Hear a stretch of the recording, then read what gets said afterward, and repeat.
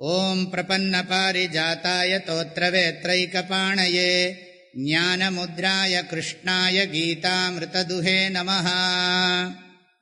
ஸ்ரீபகவானுவாச்ச பிரஜஹாதி யதா காமான் சர்வான் பார்த்தமனோகதான் ஆத்மன்யேவாத்மனா துஷ்டः ஸ்திதப்ரஜ்ஞஸ்ததோச்யதே. இதுக்கு முதல் ஸ்லோகத்தில் அர்ஜுனன் ஸ்திதப்ரஜ்ஞனுடைய லட்சணத்தை சொல்லணும் அப்படின்னு பகவான்கிட்ட பிரார்த்தனை பண்ணிட்டு இருக்கான். பகவான் அதுக்கு சம்மதம் சொல்லி உபதேசம் பண்றார்.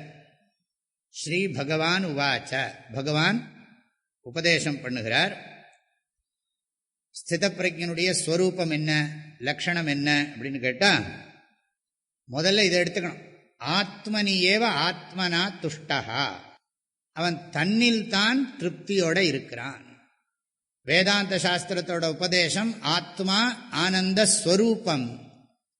அந்த ஞானம் இருக்கு. ஆத்மா ஆனந்த ஸ்வரூபம்ங்கிறத சாஸ்திர வாக்கியம், அப்புறம் யுக்தி, அனுபவம், இது மூலமா புரிந்து கொண்டிருக்கிறான். நான் ஆனந்த ஸ்வரூபம் அப்படிங்கிற உண்மையை அவன் புரிஞ்சு கொண்டிருக்கான். அதனால அவன் எதையும் சார்ந்து இருக்கிறது இல்லை. ஆனந்தத்துக்காக புறப்பொருள்களையோ சூழ்நிலைகளையோ உறவுகளையோ அவன் சார்ந்து இருக்கிறது இல்லை. அவனுக்கு அது தேவையில்லை. அவன் புரிஞ்சுட்டு இருக்கான். அதுல எல்லாம் ஆனந்தம் இல்லை. ஆத்மாதான் ஆனந்த ஸ்வரூபம். இந்த ஆனந்தம் தான் அதுல எல்லாம் வெளிப்படுறது அப்படிங்கிற ஞானம் அவனுக்கு இருக்கு. அதுக்கு காரணம் குருமுகமா பண்ணியிருக்கிற சாஸ்திர விசார ஞானம். இந்த ஞானம் இருக்கிறதுனால சந்தோஷத்துக்காக எதையும் சார்ந்து இருக்கிறது இல்லை. ஆத்மனியேவ ஆத்மனா துஷ்டஹா. அதனால என்ன ஆகிறதுன்னா அவனுக்கு எந்த விஷயமும் தேவையில்லை. அதைத்தான் பகவான் சொல்றார். மனோகதான் சர்வான் காமான் பிரஜஹாதி, மனசுல இருக்கக்கூடிய எல்லா விஷய சுக இச்சைகளையும் நன்றாக விட்டு விடுகிறான்.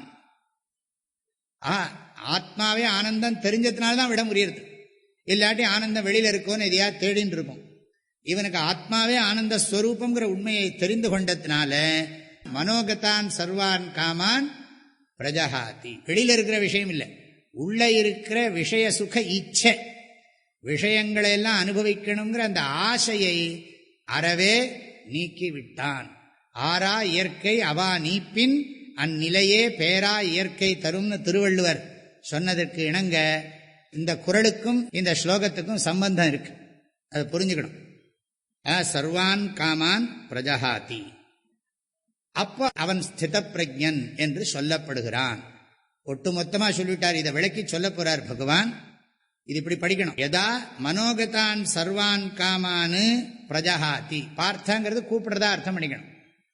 அர்ஜுனை பார்த்து கூப்பிடுறார். ஹே பார்த்த அர்ஜுனா, யதா எப்பொழுது, மனோகதான் மனசுல இருக்கக்கூடிய, சர்வான் காமான் எல்லா விஷய சுக ஆசைகளையும், பிரஜஹாதி நன்றாக விட்டு விடுகிறானோ, ஆத்மனியேவ ஆத்மனா துஷ்டஹா தன்னில்தான் ஆனந்த ஸ்வரூபம் என்பதை உணர்ந்து இருக்கிறானோ, ததா அப்பொழுது ஸ்தித பிரஜ்ஞா ஸ்தித பிரஜ்ஞன் ஆத்ம ஞானத்தில் நிலைத்திருப்பவன் என்று உச்சியத்தே சொல்லப்படுகிறான், பெரியோர்களால் சொல்லப்படுகிறான் என்பது பொருள்.